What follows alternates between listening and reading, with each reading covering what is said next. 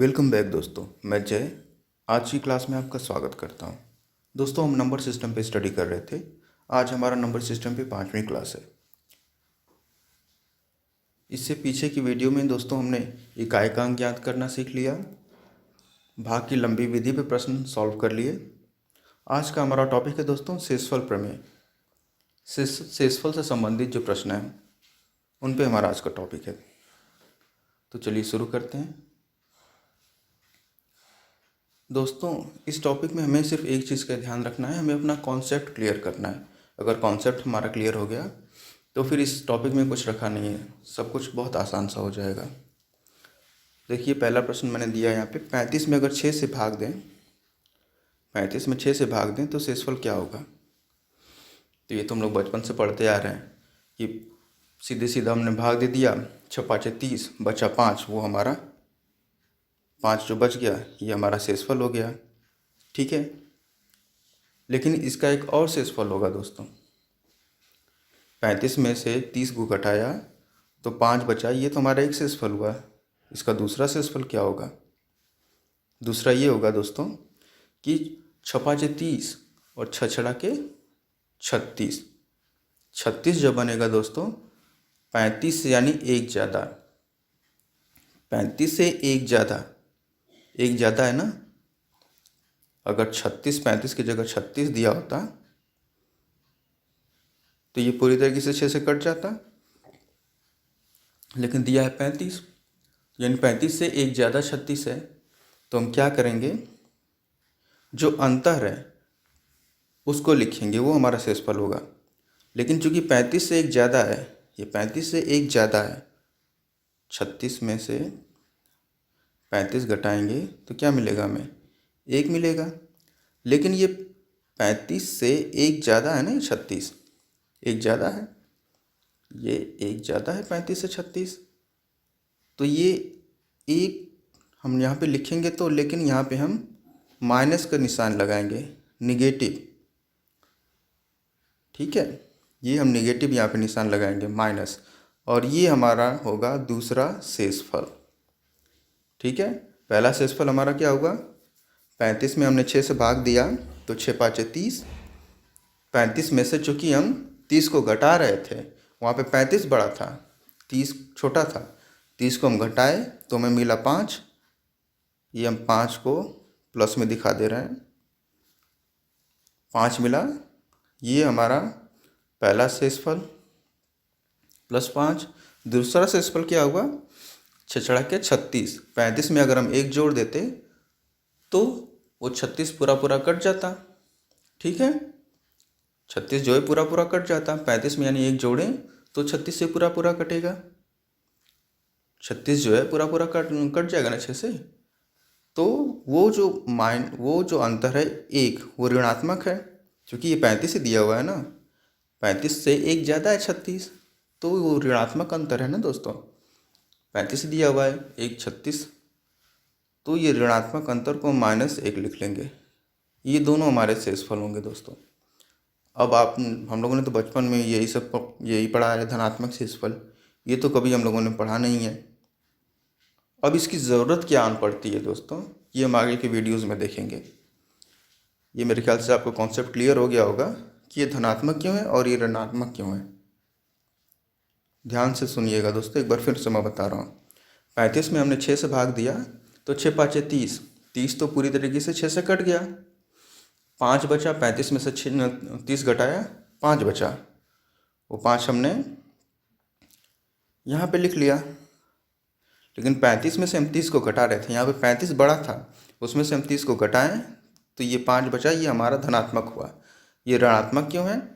क्योंकि 35 6 5 30 और 6 छड़ा के 36 होता है। 36 35 से बड़ा है ना, इस 35 से 36 बड़ा है, एक बड़ा है, 35 में से 36 में से 35 गया 1।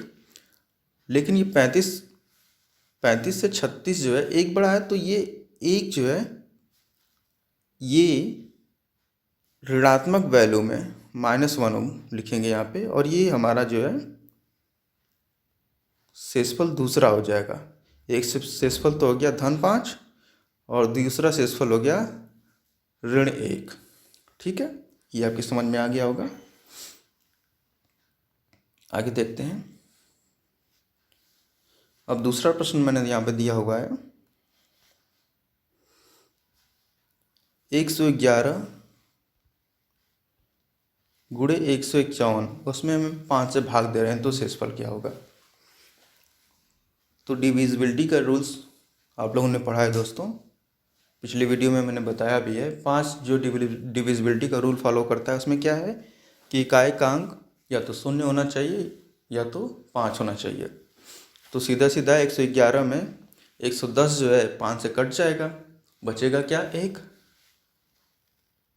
वो हमने 1 यहाँ लिख लिया, गुणे यहाँ पे हमें प्लस लिखने की ज़रूरत नहीं है दोस्तों, क्योंकि किसी संख्या के सामने अगर हम अकेले कोई संख्या है उसके सामने प्लस लिखें तो उसका कोई लिखने की हमें ज़रूरत नहीं है, वो हम माना ही ऐसा जाता है कि वो प्लस है। ठीक है। अब 151 में अगर हम 5 से भाग दें तो 150 5 से कट जाएगा पूरी तरीके से 30 बार में, 5 दूनी 15 और 0 रख देंगे 150, वहाँ पे भी हमें 1 मिल जाएगा। ठीक है। यहाँ पे इसका भी 1 और इसका भी 1, 1 गुणे 1 बटा में 5। ठीक है।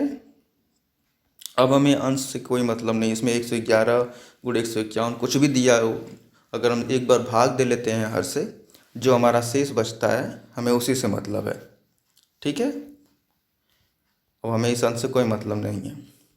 अब 1 गुणे 1 बराबर क्या होगा 1 बटा में 5, ये ना दोस्तों।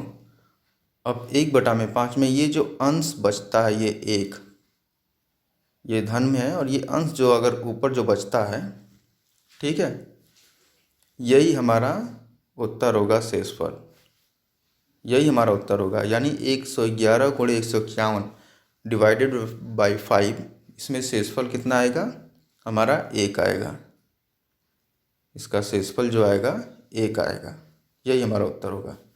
ठीक है। समझ में आ गया होगा आपको। आगे बढ़ते हैं।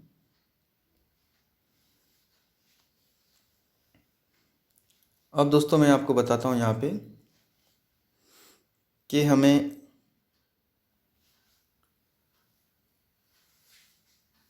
माइनस में जो शेषफल निकालने की ज़रूरत क्यों है। प्लस में तो हम बचपन से निकालते आए हैं, माइनस में हमें निकालने की ज़रूरत क्यों है। वो इसलिए ताकि हमारा कैलकुलेशन कम से कम हो जाए, हमें कम से कम गुणा भाग करना पड़े, हमारा उत्तर जल्दी से आ जाए। ठीक है। अब माइनस में हम निकालते, माइनस में हम कैसे डिसाइड करेंगे कि हमें माइनस में लिखना है या प्लस में लिखना है, वो भी मैं आपको बताता हूँ दोस्तों। हमें बेस्ट नियरेस्ट लिखना होता है, कम बेस्ट नियरेस्ट और कम से कम छोटी से छोटी संख्या लिखनी होती है।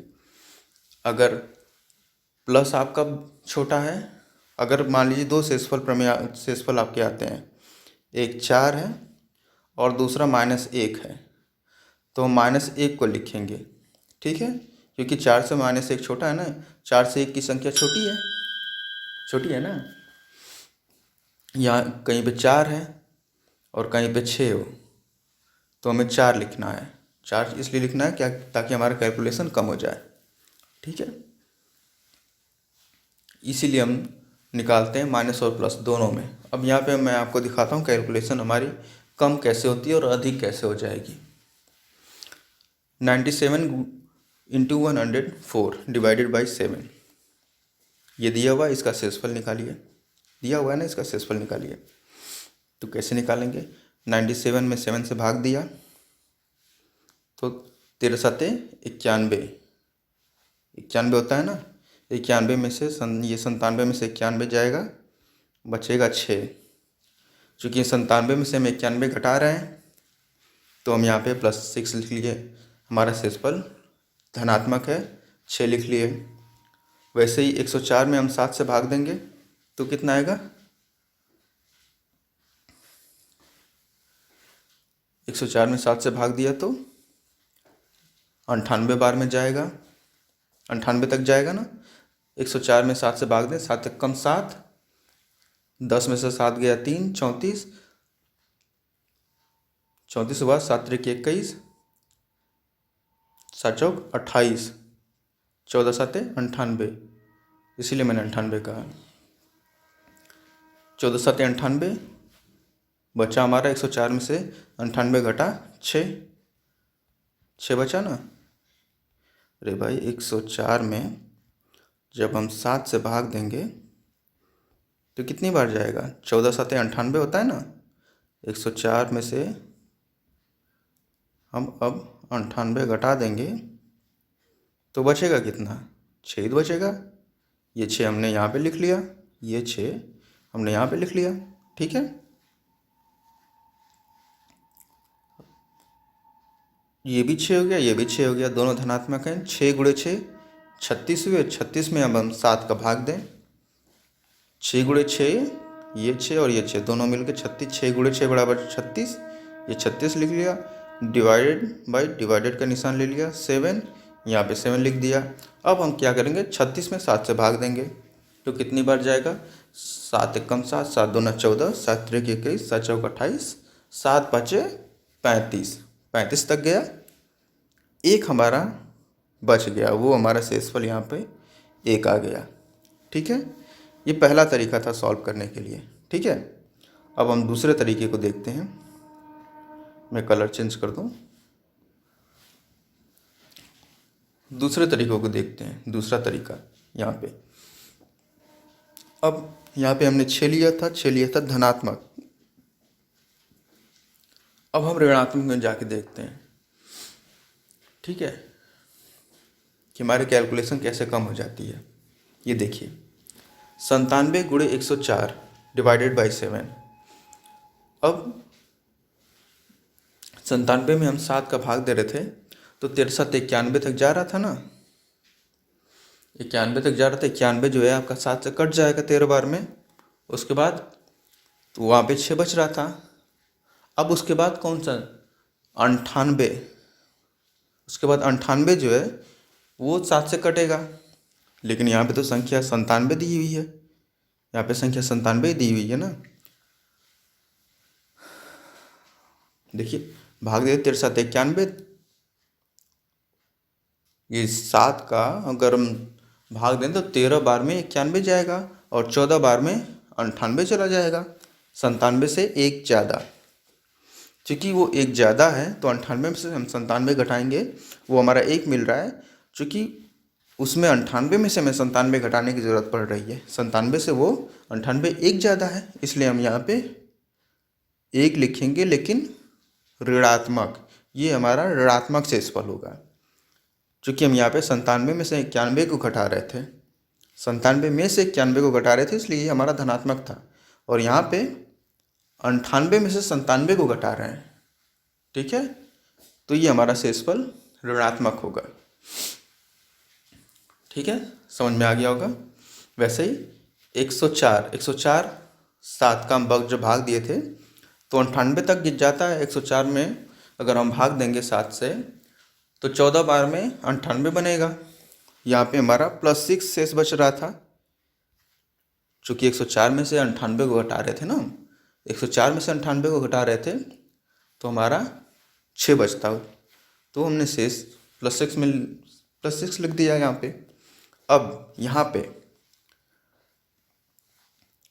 105 अगर होता, 104 की जगह 105 होता, 105 होता, 15 7 105 होता है ना। 105 अगर होता, 104 की जगह ये अगर 105 होता तो ये 7 से पूरी तरीके से कट जाता ना। 100 अगर ये भाई देखिए 6 बच रहा है, सीधा सीधा क्या करना है, 6 का हम 7 इसमें जोड़ देते। ये अंतर जो है 7 और 6 में एक ही का अंतर है ना। ये अगर संख्या एक यहाँ पे बची हुई जुड़ जाती, यानी 104 की जगह 105 होता तो पूरी तरीके से कट जाता, 7 से कट जाता ना। तो संख्या कितनी होती? 105। 105 में से अब 104 को हम घटाएंगे तो कितना आएगा? 1। लेकिन हमें 105 में से 104 को घटाने की ज़रूरत पड़ रही है, तो 1 का जो 1 को जो हम डिनोट करेंगे वो माइनस में डिनोट करेंगे, प्लस में नहीं। तो यहाँ पे ये दोनों माइनस माइनस हो गए, ठीक है। ये दोनों ही हमारे माइनस माइनस हो गए। अब -1 इंटू -1। जब हमने सब जानते हैं, बचपन से हम पढ़ रहे हैं कि ऋण में जब ऋण का गुणा होता है तो वो धन हो जाता है। तो ऋण 1 गुणे ऋण 1 बराबर ये धन 1, धन 1/7। अब ये अंश जो हमारा आएगा, अगर ये धन में आता है, धन 1 आया, ये धन में आया, तो यही हमारा उत्तर हो जाएगा शेषफल। देखिए यहाँ पे भी 1 था और यहाँ पे भी 1 आ गया ना।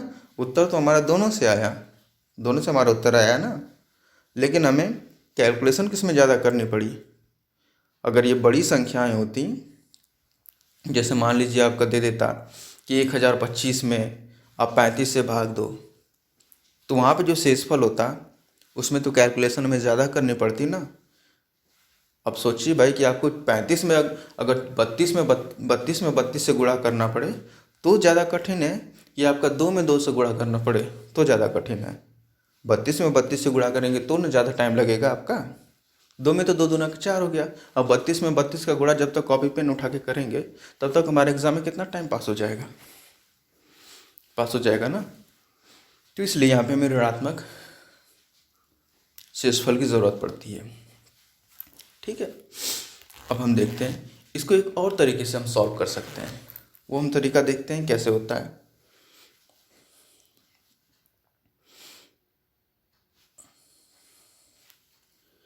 अब धन और ऋण दोनों को मैंने ले लिया है। ठीक है, देखिए यहाँ पे धन और ऋण दोनों को मैंने यहाँ पे ले लिया। 97 में 7 से हम भाग दें, वही सवाल है सब कुछ। 97 गुणे 104 डिवाइडेड बाई 7, इसका शेषफल बताइए।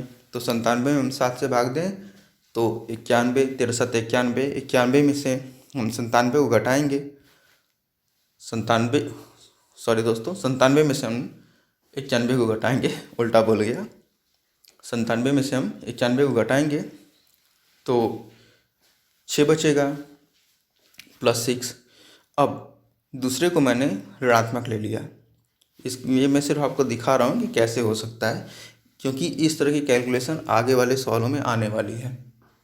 ठीक है, अब 104 में हम 7 से भाग दें तो 14 7 98, 98 तक जाएगा। 6 बचता वहाँ पे, लेकिन हम माइनस में चूँकि हम जा रहे हैं, आपको समझाने के लिए 105 होता है। 105 जो है आपका 7 से पूरी तरीके से कट जाता 15 बार में। ठीक है, 15 7 105 होता है ना, 105 कट जाता। तो आपका हमने 105 में से 104 को घटाया तो -1 हमने कर लिया। क्योंकि यहाँ पे 104 दिया हुआ है, वहाँ पे 105 होता, तो एक अंक ज़्यादा है, यहाँ पे 104 दिया है, इसलिए हम -1 कर लिए। ये हमारा नेगेटिव शेषफल हो गया। ये धनात्मक शेषफल, ये ऋणात्मक शेषफल।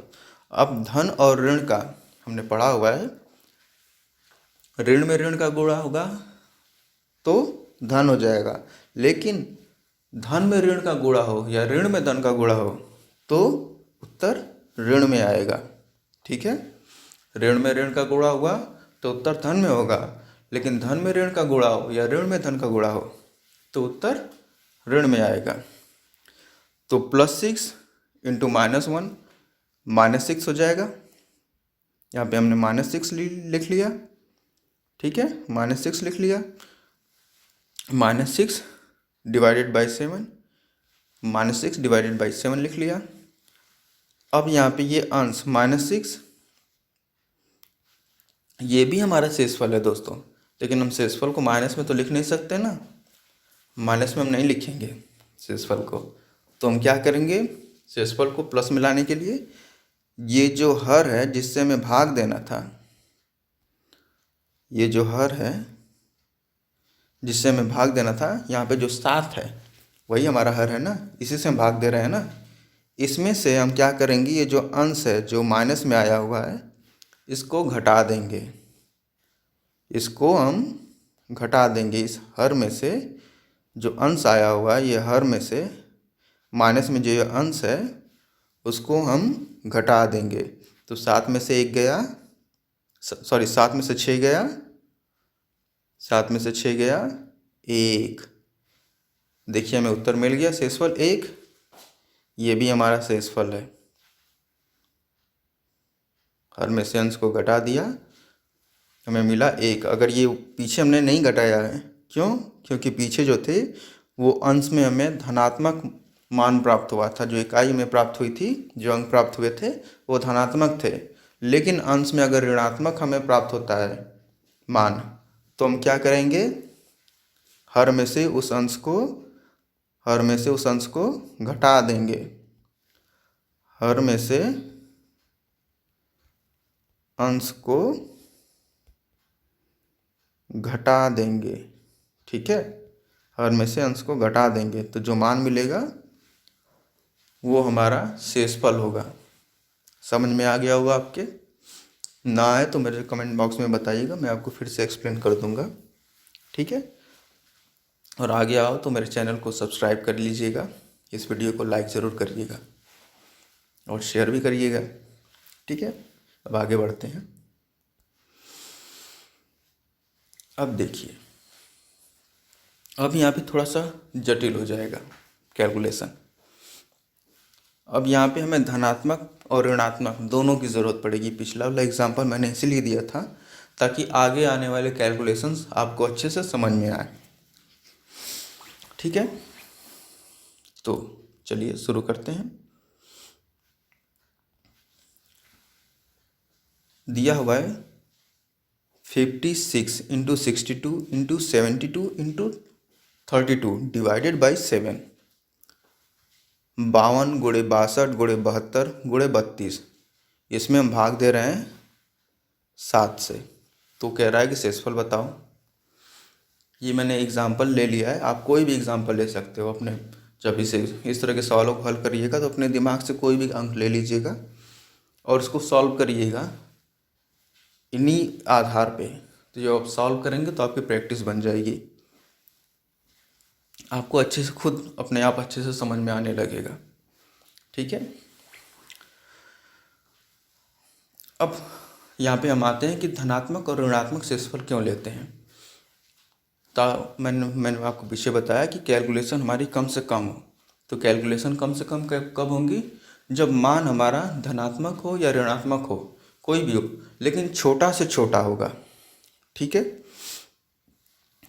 अब जैसे 52 में हम 7 से भाग दें तो 7 7 49 होता है। 51 50 51 52, 3 हमें मिलेंगे धनात्मक मान, 3 मिलेंगे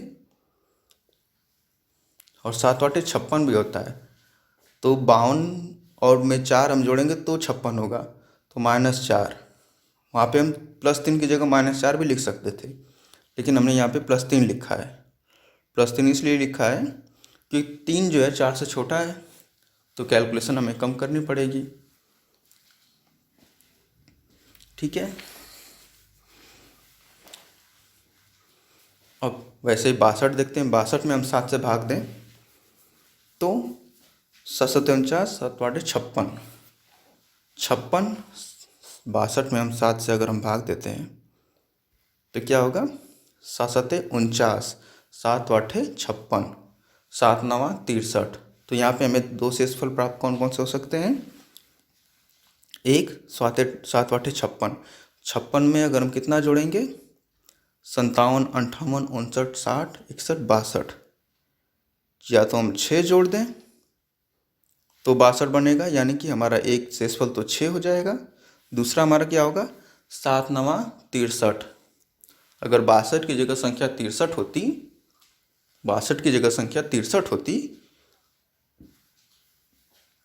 तो 7 से पूरी तरीके से विभक्त हो जाती ना। तो यानी 62 में हम 1 जोड़ते तो 63 मिलता। चूँकि ये 62 दिया हुआ है तो दूसरा हमारा शेषफल क्या हो जाएगा? 1 हो जाएगा माइनस में। अब देखिए 6 बड़ा है कि 1 बड़ा है?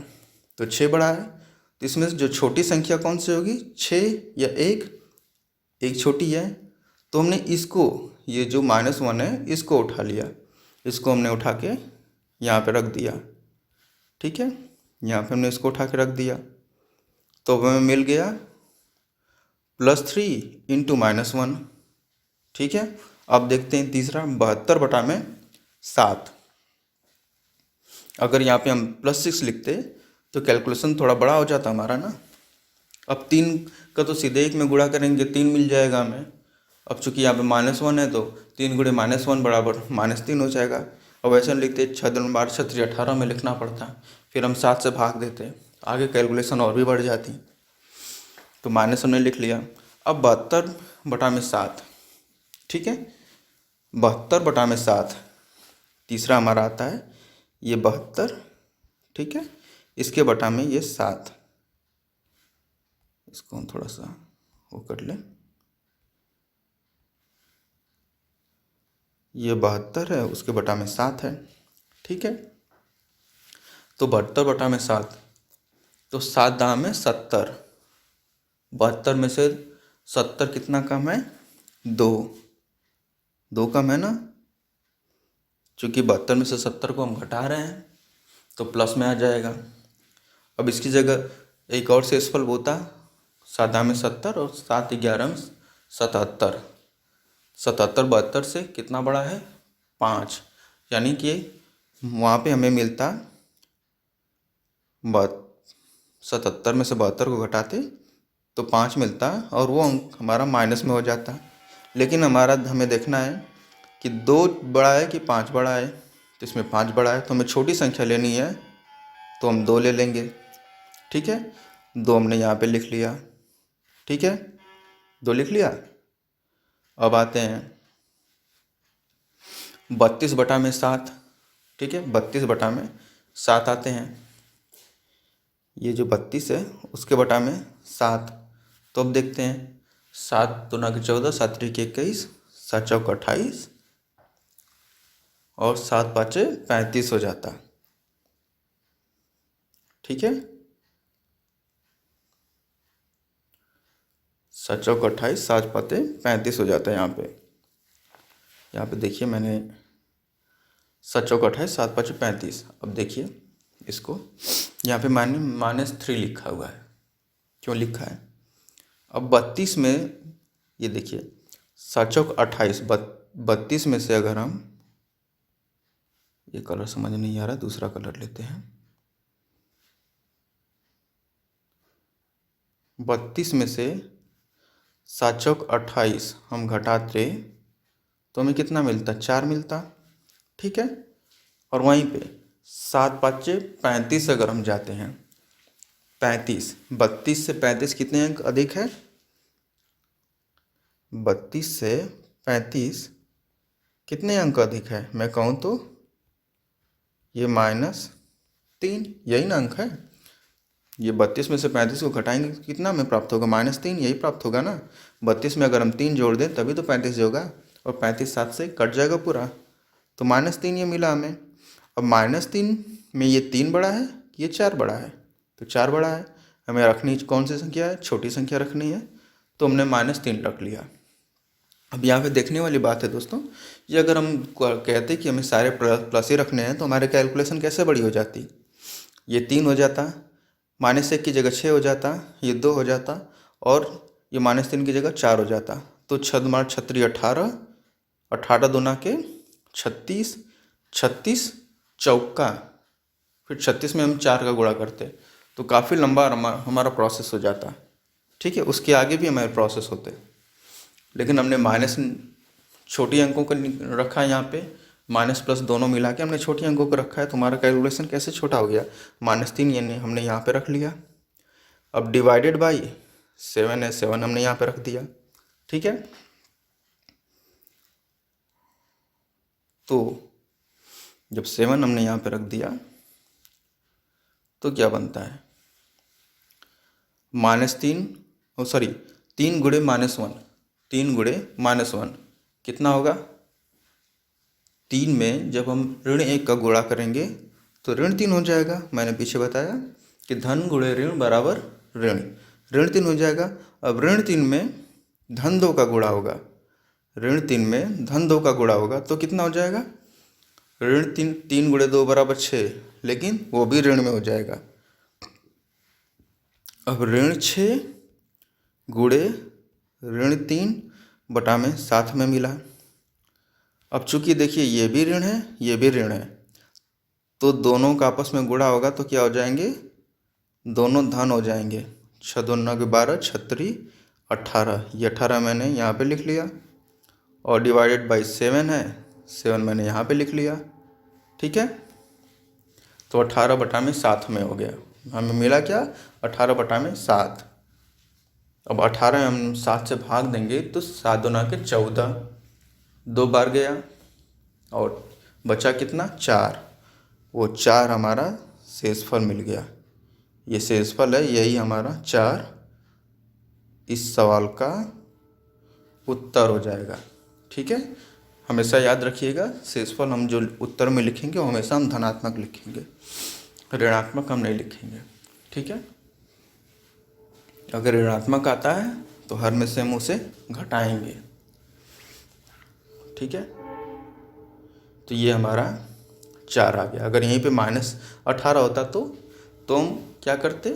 7 दूना के 14, 2 बार में तो जाता, फिर उसके बाद 4 हमारा -4 बच जाता, फिर वो 4 -4 जो है 7 में से हम घटाते, 7 में -4 को, 7 में से जो अंश में ऋण अगर मिला है तो उस 4 को हम घटाते, तब उस स्थिति में हमारा जो उत्तर होता है शेषफल वो 3 होता है। 7 में से 4 गया 3, 3 ही में तो मिलेगा, वो 3 उस स्थिति में हमारा उत्तर होता है। मेरे ख्याल से आपको समझ में आ गया होगा। चलिए अब नेक्स्ट क्वेश्चन देखते हैं।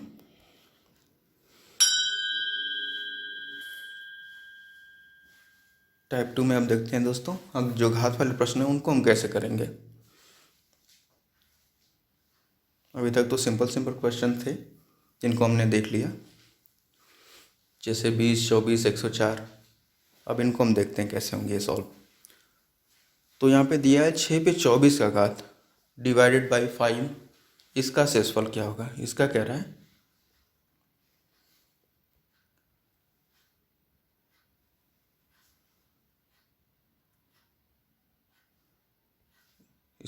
है कि इसका शेषफल क्या होगा।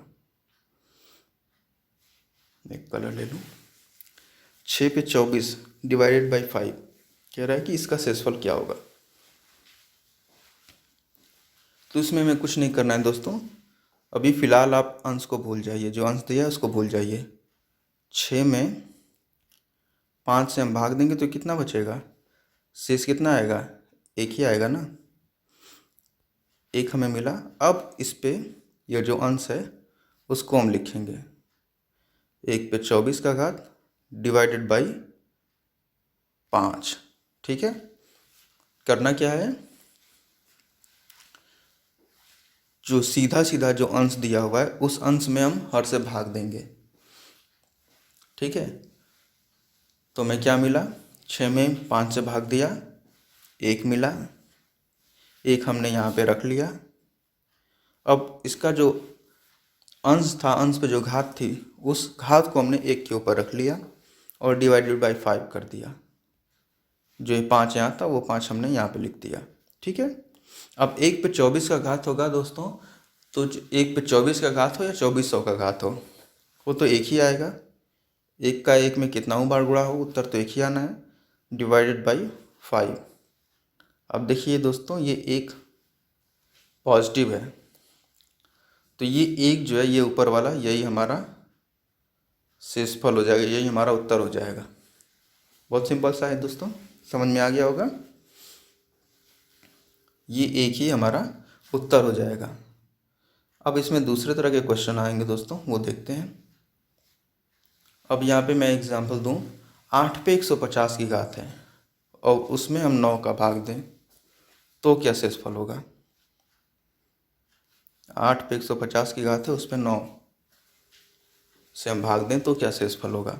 अब 8 में तो 9 से भाग जाएगा नहीं, तो ऐसी स्थिति में क्या करेंगे, देखिए अब यहाँ पे हमें नेगेटिव शेषफल की ज़रूरत पड़ेगी।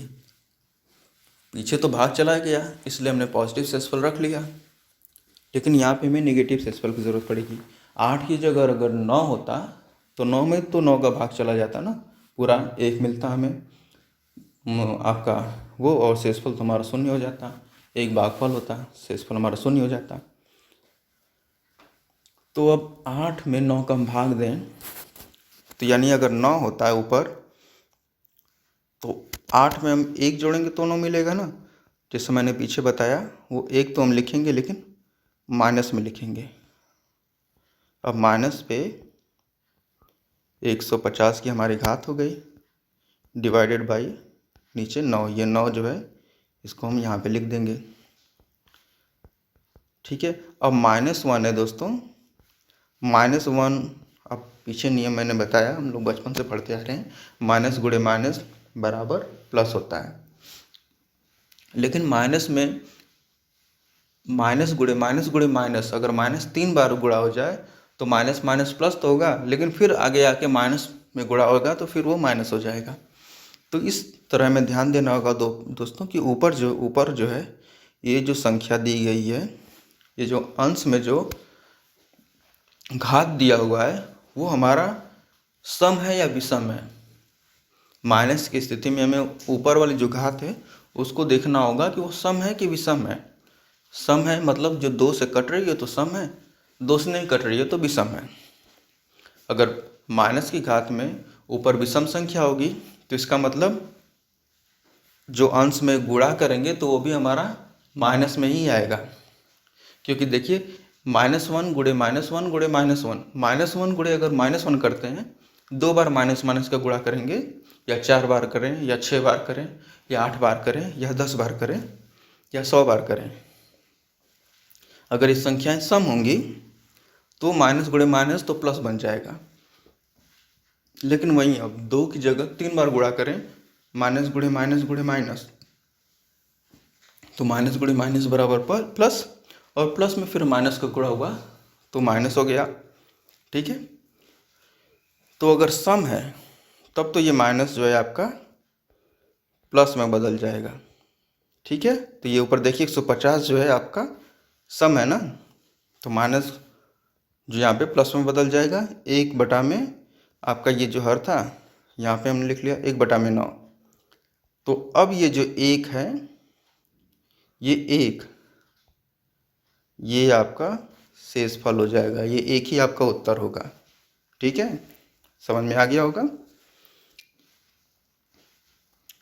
न समझ में आया तो कमेंट करिएगा मुझे, और समझ में आ गया हो तो भी हमें कमेंट करिएगा, मुझे पता तो चले कि मैं ठीक से आप लोगों को एक्सप्लेन कर पा रहा हूँ या नहीं। ठीक है, अब नेक्स्ट सवाल पे जाते हैं। उसी संख्या में देखिए दोस्तों, मैंने वहाँ पे पीछे बताया कि अंश की जो घात है उसको हम देखेंगे। अब देखिए यहाँ पे सेम वही क्वेश्चन है 8/9, लेकिन यहाँ पे 8 पे 150 की जगह 151 की घात है। 151 विषम संख्या है। तो देखिए कैसे इसे करेंगे। अब 8 में तो 9 का भाग जाएगा नहीं, 9 में 9 का जाता, तो 8 में अगर हम 1 जोड़ेंगे तो 9 बनेगा ना, तो यानी -1 हो गया। इस पे 151 की घात डिवाइडेड बाई 9, यही बना ना।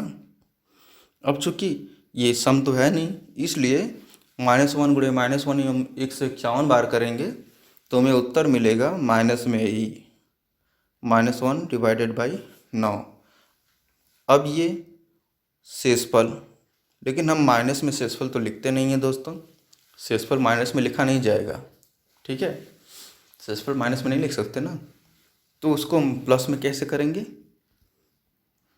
9 में से हम जो माइनस में ऊपर आया हुआ है इसको, जो अगर माइनस में आया है तो जो अंक है 9 में से यानी हर में से हम जो ऊपर का अंश आया हुआ है इसको घटा देंगे, तो 9 में से 1 गया 8, 9 में से 1 गया 8, ये आपका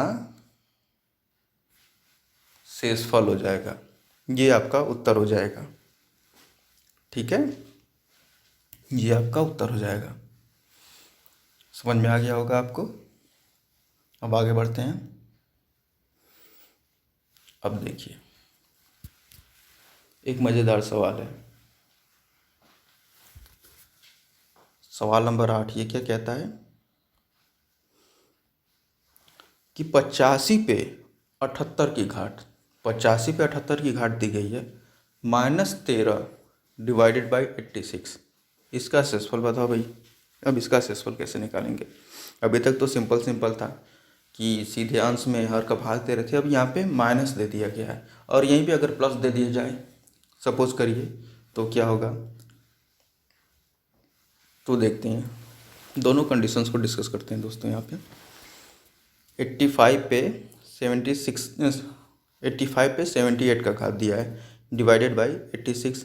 अब 85 पे में हम 86 का भाग देंगे, अब ये घात को भूल जाइए, 85 में 86 का भाग देंगे तो जाएगा, नहीं जाएगा ना, 86 में 86 का भाग जाता, ठीक है, यानी 85 में अगर एक जोड़ देते तो 86 हो जाता। तो यहाँ पे हम जोड़ना पड़ रहा है, इसलिए यहाँ पे हम -1 लिख लेंगे। एक जोड़ते तो अभी तो 86 होता, तो हम यहाँ पे -1 लिख लेंगे और उस पर जो घात थी 78 की उसको लिख लेंगे। माइनस ये 13 है तो -13 लिख लिए डिवाइडेड बाई 86 इसको लिख लिए। अब देखिए -1 है लेकिन ये 78 जो है ये तो सम है ना, 78 क्या है, सम है, तो यानी -1 को हम 78 बार लिखेंगे तो गुणा जब करेंगे तो वो 1 हो जाएगा, 1 हो जाएगा ना। अब -13 डिवाइडेड बाई 86, तो ये कितना हो जाएगा, एक में से 13 को घटाएंगे तो कितना मिलेगा, -12। यहाँ पे हमें कितना मिलेगा, 12 ही मिलेगा ना, डिवाइडेड बाई 86। देखिए मैं इसको इधर लिख दे रहा हूँ, हमें मिलेगा ये, कलर चेंज कर दें, 12 डिवाइडेड बाई 86। और अभी अभी मैंने कहा कि अगर ये माइनस में आता है ऊपर तो हम माइनस में तो शेषफल लिख नहीं सकते, तो हम क्या करेंगे, इस 86 में से हम इस 12 को घटा देंगे, तो 86 माइनस 12 हमें कितना मिला, 6 में से 2 गया 4 और 8 में से 1 गया 7, ये मिला हमें 74। 86 में से 12 को घटाएंगे तो 74 ही मिलेगा ना। 6 में से 2 गया 4 बचा और 8 में से 1 गया 7, 74, ये हमारा उत्तर हो गया, ठीक है, ये हमारा उत्तर हो गया। अब अगर यहीं पे ये माइनस की जगह प्लस होता, मैं कह रहा हूँ कि अगर यहीं पे माइनस की जगह अगर प्लस होता तो क्या होता, तो ये -9 के प्लस होता, तो ये -9 के प्लस होता, तो 13 1 14 बन जाता। तब यहाँ पे जो 14 बनता, तब यहाँ पे हमें घटाने की ज़रूरत नहीं थी क्योंकि ये ऊपर प्लस आता, तो ये 14 ही ये शेषफल हो जाता था। उस कंडीशन में ये जो 14 होता वही हमारा शेषफल हो जाता, ठीक है। और अगर यहीं पे गुणा का निशान होता, यहीं पे अगर गुणा हमें करना होता, गुणे, तो यहाँ पे गुणा हो जाता, तो यहाँ पे क्या हो जाता, गुणा हो जाता। अगर यहाँ पे हमें गुणा करने को दिया होता तो यहाँ पे गुणा हो जाता, ठीक है। तो +1 गुणे 13 यानी कि 13, तो 13 ही हमारा उत्तर हो जाता, शेषफल का हमारा उत्तर 13 हो जाता, ठीक है। समझ में आ गया होगा आप लोगों के। चलिए अब नेक्स्ट सवाल देखते हैं। अब दिया है 36 पे 78 की घात है डिवाइडेड बाई 5, इसमें शेषफल क्या होगा।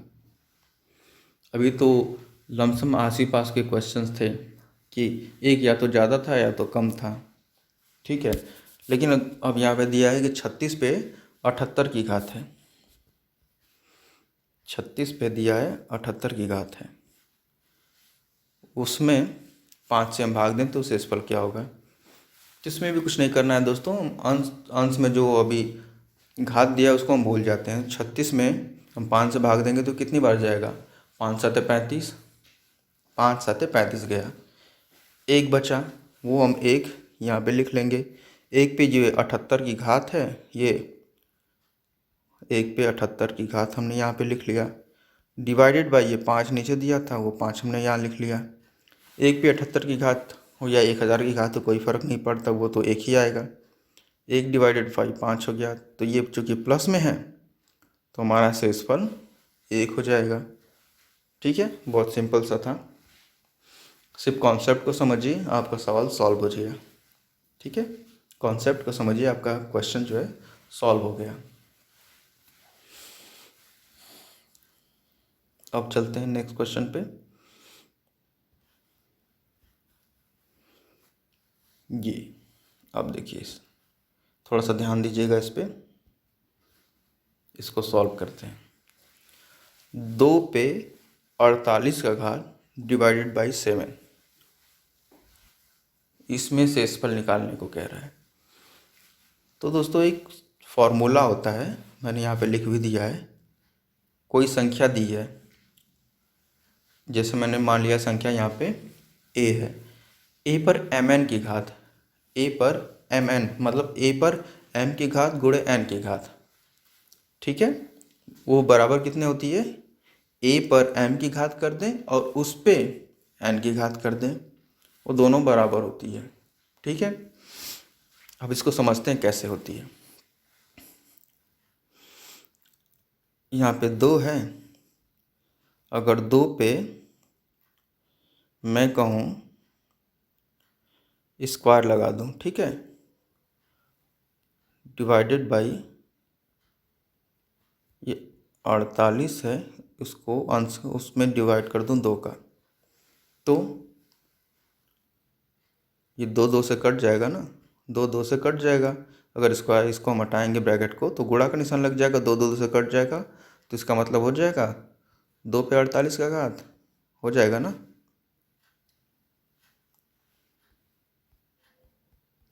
या इसको हम ये भी तो लिख सकते हैं ना,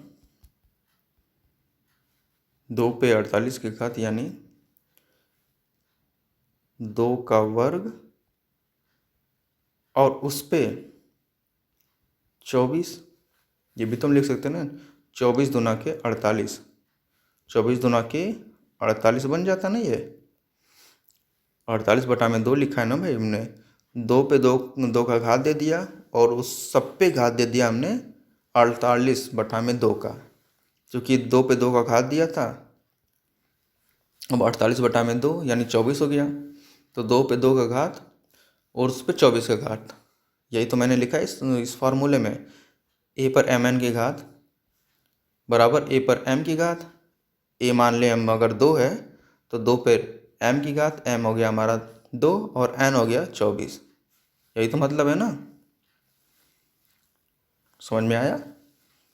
अब इसको देखते हैं क्वेश्चन को कैसे सॉल्व होगा ये। ठीक है,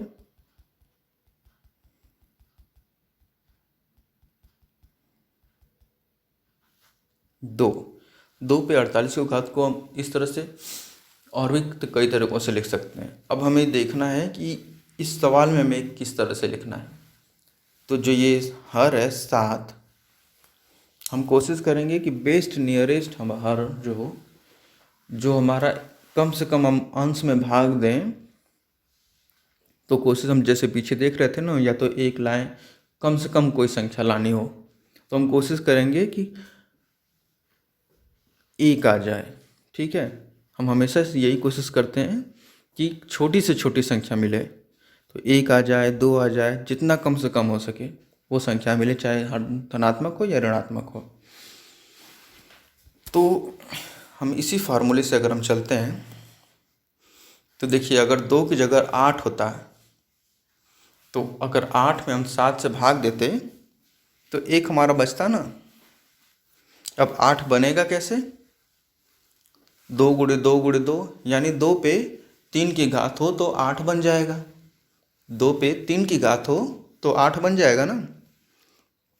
8 में अगर 7 से भाग दें तो 1 बचेगा, और 8 बनेगा कैसे, 2 गुणे 2 गुणे 2, 3 बार अगर 2 का गुणा करें, या 2 पे 3 का घात हो या कहें कि 2 का घन 8 बराबर होता है, यानी कि 2 पे 3 की घात हमने लिख दी यहाँ पे। अब ये ऊपर तो 48 था भाई, तो 48 हमने लिखा। अब चूंकि यहाँ पे हमने 3 की घात की है तो डिवाइडेड बाई 3 कर देंगे, सबके बटा में 7 कर देंगे। ठीक है, बराबर क्या हो सकता है, 2 पे 3 की घात। अब 48 में हम 3 से भाग देंगे तो क्या होगा, कितनी बार में जाएगा, 16 बार में।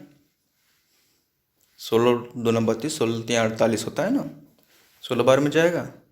तो 2 पे 3 का घात और उस पर 16 का घात डिवाइडेड बाई 7। इसका मतलब क्या हो गया, 8 पे 16 की घात। भाई 2 का घन 8 हुआ ना, 2 दूना 4 दूना 8 डिवाइडेड बाई 7। अब 8 में हम 7 से भाग देंगे तो कितना होगा, एक बार जाएगा, एक शेषफल बचा। अब 1 पे 16 की घात डिवाइडेड बाई 7, 1 पे ये 16 की घात, 1 पे ये 16 की घात डिवाइडेड बाई 7। ठीक है, अब 16 की घात, 1 पे 16 की घात का मतलब एक ही आएगा, तो कितना हो जाएगा, 1/7। अब चूँकि ऊपर धन है तो ये 1 जो है यही हमारा शेषफल होगा, यही हमारा उत्तर होगा। 2 पे 48 का घात बटा में 7 का शेषफल हमारा 1 हो जाएगा। ठीक है दोस्तों, समझ में आ गया होगा। e पर mn की घात बराबर a पर m की घात और उस पर n की घात, वही मैंने यहाँ पे किया है। 2 पे 48 का घात। अब हमें सिर्फ ये ध्यान देना है कि हम ऊपर अंश में कौन सी संख्या प्राप्त करें जिसमें हम हर से यानी 7 से भाग दें तो बेस्ट नियरेस्ट मिले और छोटी से छोटी मिले। नियरेस्ट का मतलब नज़दीक, और छोटी से छोटी मिलनी चाहिए। तो छोटी से छोटी का मतलब क्या हो सकता है, 1 होगा। हमें कोशिश करना है कि 1 मिले, 1 नहीं मिले तो 2 मिले, 2 नहीं मिले तो 3 मिले। ठीक है, अब वो धन में हो या ऋण में हो, कोई भी हो सकता है, वो तो बात की बात है। ठीक है, अब 2 का हम देखेंगे तो 7 7 दून एक जो है 2 से 2 दूना के 4 दूना के 8 8 बनता, यानी 2 में हम 2 का गुणा करें फिर उसमें 2 का गुणा करें तो 8 में मिलेगा। 8 में हम 7 से भाग देंगे तो एक बार बचेगा, एक बचेगा ना, एक, तो हमारा एक जो है शेषफल हो गया। 1 पे 48 की घात हो, कोई भी घात हो, वो एक का एक ही रहेगा। 1/7 का मतलब एक हमारा शेषफल हो गया। ठीक है, अब इसमें अगला सवाल देखते हैं। अगला प्रश्न दिया हुआ है यहाँ पे, 2 पे 176 की घात बटा में 7, ये दिया हुआ है। तो 2 को अब हम कैसे कन्वर्ट करेंगे, जैसे मैंने पीछे बताया, इस तरह से हम कन्वर्ट करेंगे कि 7 से हम भाग दें तो 1 के आसपास रहे, कम से कम रहे मान, जो शेषफल बचे। तो 2 को हम अगर 8 में कन्वर्ट करते हैं तो 7 से हम भाग देंगे तो 1 बचेगा। हमें ध्यान यही देना होता है कि जब भाग दें तो जो शेषफल प्राप्त हो या तो प्लस में हो या तो माइनस में हो, लेकिन वो कम से कम प्राप्त हो। ठीक है, तो हम यहाँ पे 2 पे 3 की घात लिख दिए और 176 ये है, बटा में 3 कर दिए। ठीक है, सबके बटा में 7, इसके बराबर क्या हो गया, 2 पे 3 की घात का मतलब 8 हो गया। अब 176 में हम 3 का भाग देते हैं तो कितनी बार जाएगा, 3 एकम 3, यहाँ पे देख लेते हैं। 176 में भाग दे रहे हैं हम 3 का, 76, 3 5 15, बचा यहाँ पे 2, 26 हुआ। 3 7 3 3 6 3 9 3 5 15 3 6 18 3 7 21 3 9 24 3 9 27 हो जाता। तो यहाँ पे होगा 8, ये हो गया 24, ये बचा हमारा 2। अब देखिए दोस्तों, हमें इसकी भी ज़रूरत पड़ने वाली है, ये 58 की, और ये 2 जो शेषफल मिला है ये भी, इसकी भी ज़रूरत पड़ने वाली है। अब यहाँ पे हम क्या लिखेंगे, 8 पे घात लिखेंगे हम 58। अब ये जो शेषफल है, मैं कलर इसका चेंज कर दे रहा हूँ। शेषफल के लिए देखिए, ध्यान दीजिएगा, ये शेषफल है, यहाँ पे हम देंगे गुणे, चूँकि हमारा आधार 2 था, यहाँ पे ध्यान दीजिएगा, हमारा आधार यहाँ पे 2 था, तो हम लिखेंगे पहले 2, और 2 पे ये जो शेषफल प्राप्त हुआ है दोस्तों, ये घात के रूप में लिख देंगे 2। ये जो शेषफल हमें प्राप्त हुआ था, ये 2 जो है हम यहाँ पे घात के रूप में लिख देंगे, ठीक है। और सबके बटा में 7। अब आप इसे कैलकुलेट करेंगे पूरा, तो जो घात बन रहा है ये पूरा का पूरा 176 के ही बराबर होगा। मैं बताऊँ आपको, कैलकुलेट करिए। 8 का मतलब 2 पे 3 की घात, 3 का घात का हम 3 का हम सीधे सीधा 58 में गुणा करेंगे। 3 का 58 में गुणा करेंगे तो कितना होगा, 5 3 15, 150, और 8 3 का 24, 174 बना। और ये जो 2 का 2 लिखा हुआ है यहाँ पे 2, ये 2 जो है उसमें जाके जुड़ेगा। ये शेषफल 2 था ना, ये शेषफल हम क्या करते हैं, भाजक में हम क्या करते हैं, जो भागफल है उसका गुणा करते हैं और शेष जोड़ते हैं, यही करते हैं ना। तो हम 58 में 3 जोड़ दें, सॉरी 58 में 3 से गुणा करें और शेष ये 2 जोड़ देंगे, तो हमें मिल जाएगा ना 176। यही तो हम करते हैं, भाजक में भागफल का गुणा करते हैं और शेष जोड़ देते हैं, तो हमें भाज्य मिल जाता है। 176 हमारा भाज्य था। यहाँ पे वो सिंपल सा नियम है। तो ये हमारा बन गया 8 पे 58 की घात गुणे 2 पे 2 की घात। अब 8 पे 58 की घात का मतलब 7 से भाग जाएगा 8 में तो 1 होगा, 1 पे 58 की घात ये होगा, गुणे 2 का 2, 2 दूना के 4 हुआ, और इसके बटा में हो गया 7। तो उसके आगे क्या होगा, अब ये बराबर 1 पे 58 की घात 1 गुणे 4 डिवाइडेड बाई 7, यानी 4/7। यही हमारा आया ना, 4/7। अब ये हमारा जो 4 है, अंश का 4, ये धनात्मक है, तो यही हमारा उत्तर हो जाएगा, ठीक है। यही हमारा उत्तर हो जाएगा। समझ में आ गया होगा आप लोगों के। अगर समझ में नहीं आया हो तो मुझे कमेंट करिएगा, मैं आपको फिर से एक्सप्लेन करूँगा। इस तरह के 2-3 क्वेश्चंस आप करोगे तो आपके कॉन्सेप्ट पूरी तरह से क्लियर हो जाएंगे, ठीक है। तो चलिए आज के लिए इतना ही। बाकी अगर मेरा वीडियो अच्छा लगा हो तो इसे लाइक करिएगा, शेयर करिएगा, मेरे चैनल को सब्सक्राइब करना ना भूलिएगा। धन्यवाद।